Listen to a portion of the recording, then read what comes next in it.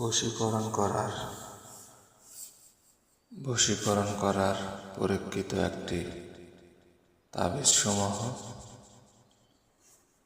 বশীকরণ করার খুবই ক্ষমতাশালী একটি তাবিজ, যে তাবিজটি ব্যবহার করে আজ পর্যন্ত কোনো ব্যক্তি বিফলে যায়নি। যারা এই তদবিরটি ব্যবহার করেছে, যারাই এই নিয়মটি অনুসরণ করেছে, তারাই কামিয়াবি হয়েছে, তারাই সফলতা পেয়েছে। আপনারা যদি কোনো ব্যক্তিকে বশীকরণ করার দরকার হয়ে থাকে, কোনো ব্যক্তিকে বশীকরণ করার উদ্দেশ্য আপনার থাকে, বা কোনো ব্যক্তিকে নিজের করে পেতে চাচ্ছেন, সেই ক্ষেত্রে আজকের দেওয়া এই বশীকরণটি প্রয়োগ করতে পারেন। আজকের দেওয়া এই বশীকরণটি অনুসরণ করতে পারেন।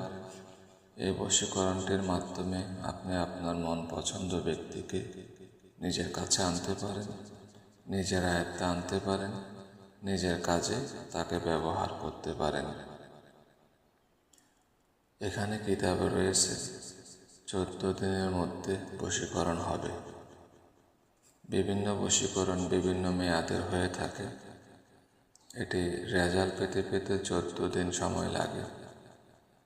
এখানে একটি মন্ত্র দেওয়া রয়েছে, সে মন্ত্রটি 700 বার পাঠ করতে হবে। 700 বার পাঠ করে এখানে যে নকশাটি রয়েছে সেটিকে জাগ্রত করে নিতে হবে। এটিকে মূলত চালান মন্ত্র বলা হয়ে থাকে। তো এখানে যাদেরকে বশ করা হবে, নকশায় দেখতে পারবেন ছেলের নাম এবং মেয়ের নাম দুইটা অপশন রয়েছে। যেখানে ছেলের নাম লিখতে বলা হয়েছে সেখানে ছেলের নাম হবে এবং ছেলের পিতামাতার নাম হবে। যেখানে মেয়ের নাম দেওয়া রয়েছে সেখানে মেয়ের নাম হবে, তার পিতামাতার নাম হবে। আপনারা জানেন যে কোনো তাবিজে নাম ছাড়া তাবিজগুলো কাজ করে না। কিছু কিছু নকশাতে পিতামাতার নাম বাধ্যতামূলক, কিছু কিছু নকশাতে পিতামাতার নাম না হলেও চলে, শুধুমাত্র 2 জন ব্যক্তির নাম হলে কাজটি সম্পন্ন করা যায়। এখানে ছোট্ট একটা নিয়ম রয়েছে। ছোট্ট নিয়মে বলেছে কবচটি গোরসনা দিয়ে অঙ্কন করবে, অর্থাৎ লিখে নেবে। একটি নদীতে নিক্ষেপ করিবে, একটি নিজের সাথে রাখবে। 14 দিনের মধ্যে সে নারী বা পুরুষ পাগলের মতো ছুটে আসবে। লক্ষ্য রাখবেন, খুব সংক্ষিপ্তভাবে এখানে লিখেছে। তো যারা কবিরাজ বা যারা তান্ত্রিক, যারা এসব লাইনে পারদর্শী, তারা এই সামান্য পড়াটি পড়ে বুঝে নিতে পারবে যে এখানে আরও কী উপাদান দরকার আছে। তা এখন যেহেতু আমি নকশাটি আপনাকে দিচ্ছি, এখন আমি যদি নিয়মকানুনটা আপনাকে না বলি, তখন তো আপনি ভিডিওটি দেখা এবং না দেখা একই হয়ে গেল, এবং মনে মনে আপনি আমাকে গালিও দিতে পারেন, কারণ আমি অর্ধেক ভিডিও কেন দিলাম, তাই না? তো এখানে বলা রয়েছে গোরসনা দিয়ে অঙ্কন করবেন। তবে কোথায় অঙ্কন করব? সাদা কাগজে, নাকি ভোজপাতার উপর, নাকি সেই ব্যক্তির কাপড়ের উপর, সেটা কিন্তু এখানে বলা হয়নি। তো যেহেতু এটা আমাদের পরীক্ষিত কাজ, আমরা বহুবার এটি করেছি, ঠিক আমরা যেভাবে করেছি আপনাকেও সেই নিয়মটাই বলছি।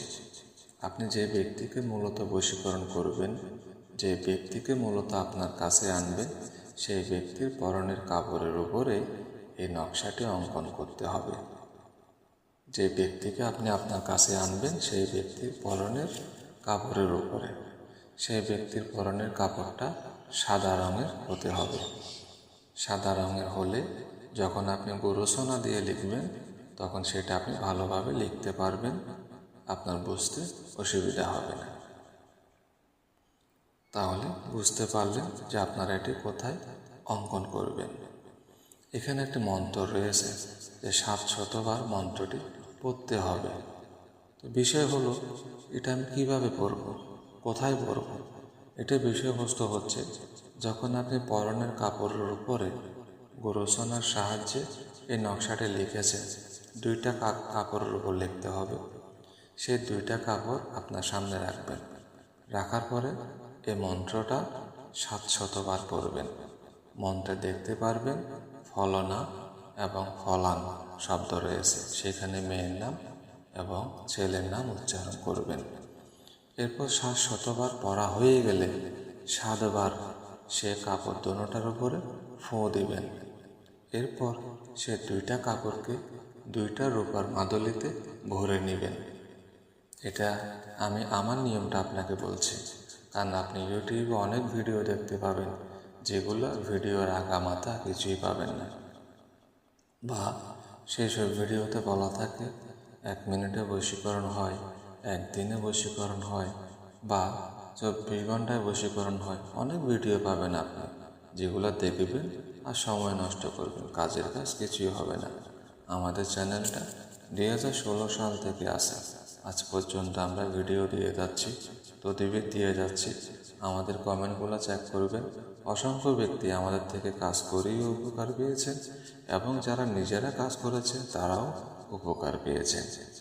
যাই হোক, যেটা বলছিলাম, সে দুইটা কাপড়কে দুইটা রূপার মাদুলিতে ভরে নিতে হবে। একটা রূপার মাদুলি রাতে 12টার পরে নদীতে নিক্ষেপ করতে হবে। আপনার ডান হাতে তাবিজটা নিয়ে আপনার যতটুকু শক্তি আছে অতটুকু শক্তি দিয়ে নদীতে তাবিজটাকে নিক্ষেপ করবেন। আর একটা তাবিজ যেটা রয়েছে ডাইন হাতে কিংবা বাম হাতে কিংবা গলায় রেখে দিবেন। এই তাবিজে আপনি যেই মেয়ের নাম লিখেছেন বা যেই ছেলের নাম লিখেছেন, সে পাগলের মতো আপনার কাছে ছুটে আসতে বাধ্য হবে। সে পাগলের মতোই আপনার কাছে ছুটে আসবে। এটাই মূলত হচ্ছে এবং আসতেছে, আমরা করতেছি। রেজাল্টটা ঠিক এভাবে আসে। যদিও এখানে আপনার 14 দিন বলা হয়েছে, তবে হ্যাঁ, 14 দিন সময় লাগে না। 8-9 দিন বা 11 দিনের মধ্যে আমরা এটির রেজাল্ট পেয়েছি। তো আশা করছি যেভাবে আমি আপনাকে বলেছি ওভাবে যদি একটু করতে পারেন, তাহলে আমার কাছে আপনাকে আসতে হবে না। আপনি নিজেই এই আমলটির মাধ্যমে বা তদ্বৃত্তির মাধ্যমে কাজ করে সফলতা আনতে পারেন। যদি আপনার কাছে মনে হয় অতটা সময় আপনার নেই বা এটা আপনি করতে পারবেন না, তাহলে আমাদের কাছে আরও অন্যান্য অবলম্বন রয়েছে, অন্যান্য রাস্তাও রয়েছে, যেগুলোর মাধ্যমে আমরাও কাজটি করে দিতে পারি।